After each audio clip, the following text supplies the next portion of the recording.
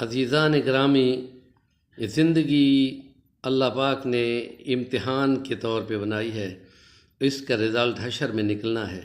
ایمان کی بنیاد پر اللہ تعالیٰ جب جنت میں ایمان والوں کو لے جائے گا تو ہر چیز ان کو میسر ہوگی۔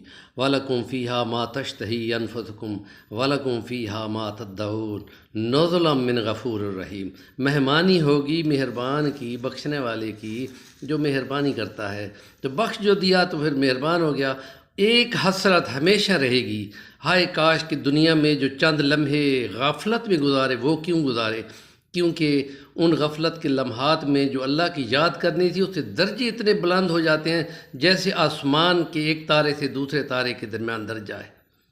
اس کی بڑی ضرورت ہے کہ جو لمحے میسر ہوں اللہ کی رضا کے لیے اس کو خرچ کیا جائے تاکہ کامیابی ہو جائے۔